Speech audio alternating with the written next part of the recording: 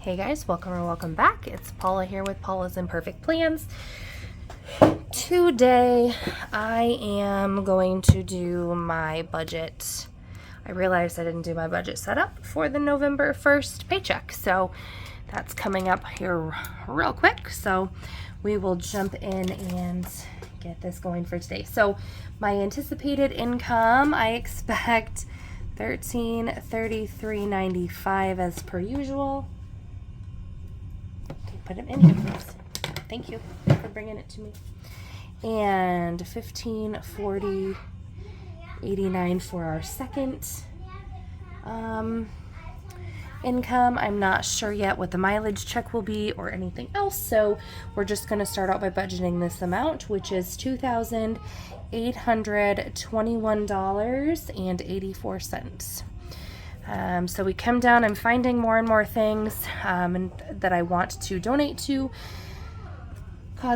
worthy causes, things that are important to me. So right now, the donation amount that I have is $165.90. I budget $300 for our electric bill. Eden, what happened?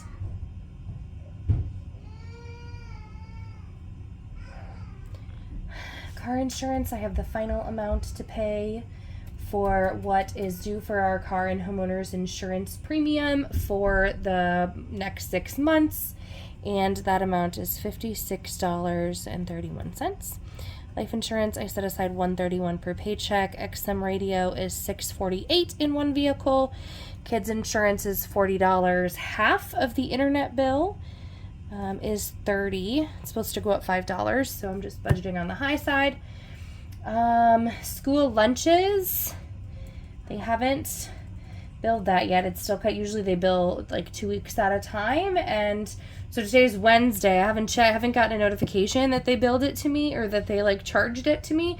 So it's still accruing 2 weeks plus Monday, Tuesday, and Wednesday so far. So I'm budgeting $130 for school lunch for my 3 kiddos. Amazon Prime, school lunch and breakfast. Most of them eat breakfast most days. $748 is Amazon Prime. $12.83 is my Kindle Unlimited subscription. Disney and Hulu is Disney Plus. I got rid of that.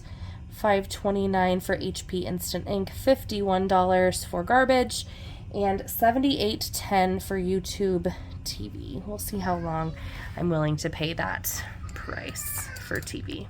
Deal. All right, so I'm going to add up my fixed expenses.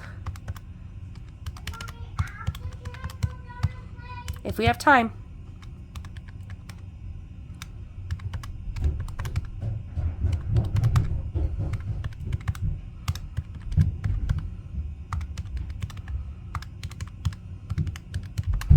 All right, that puts our potential fixed expenses here at $1,014.39, which if we subtract that from $2821.84 that we started with, that leaves us with $1807.45 left to budget. All right, sorry for the delay in anything that looks different between when I cut out and came back. It's time for supper. So anyway, moving down into variable expenses, we do $280 every 2 weeks that we pull out in cash for groceries. We pull out $100 for eating out. I didn't take my beauty money for a pedicure last paycheck. I'm taking it this paycheck. For drinks, beer money, we take $60. Allowance gets $140. That's $70 for me and $70 for my husband to spend on whatever we want. Work meals, I do have my work staff meeting for the month coming up during this pay period, so that's $20 for that. Car washes, okay, 15. I'm still doing 15. That's 1 car wash per pay period. As we get closer to winter, I'm going to start doing 30 because we live in Iowa and snow and all the things on the road, and so it's nice to wash off all of that salt and sand more often from vehicles. Diesel, I have $115 budgeted for the diesel, so that goes only in my husband's truck. which he doesn't drive super often as it is mainly for farm use.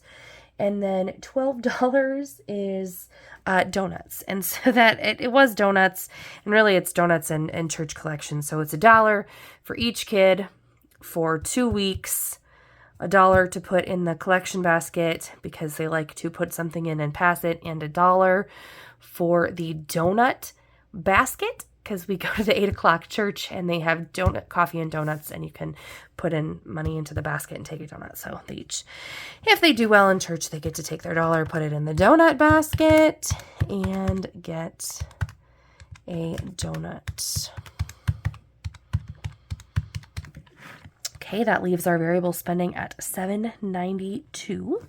If we subtract that from the $1,807.45 that we had when we were going into variable expenses, that leaves us with $1,015.45 as we move up to sinking funds. For sinking funds, I do $25 each pay period into online for our Christmas sinking fund. LP, I'm doing $50. That is saving for our winter heating cost. We have quite the credit. Well, I mean, a decent credit on our account with our LP vendor. So this is just saving it up in case we need to, in case we go over that amount for the winter. A travel, I've been doing the 100 envelope challenge. I took it right down to 0. I don't remember why. What did I think I just did it to bulk up gas. So kids online, I have $20 into the kids sinking fund, and I have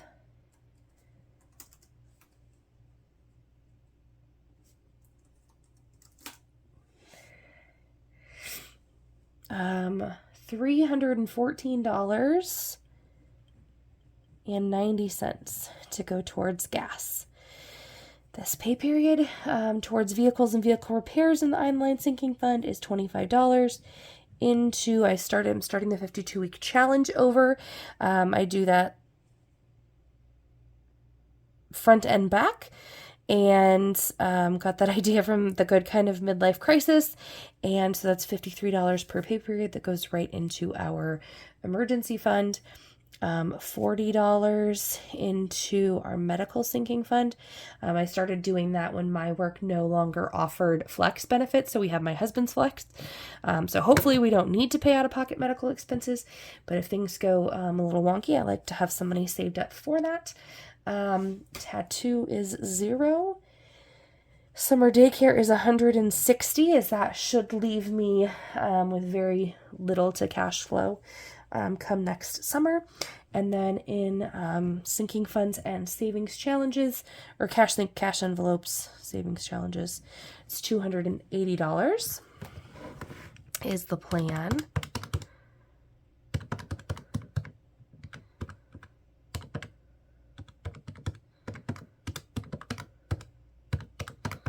Okay, that leaves our sinking fund total at $967.90. And if I subtract that from $1015.45, because that is what we had, I messed something up. Hang on. Found my error. No idea what my brain was doing here. That's not the total. The total is $2,874.84. I know exactly the problem. Okay, which means that our total is here. So our leftover, $2,874.84 minus $1014.39, left us with $1860.45 minus $792, left us with $1068.45 minus $967.90, left us with $100.55 left to budget.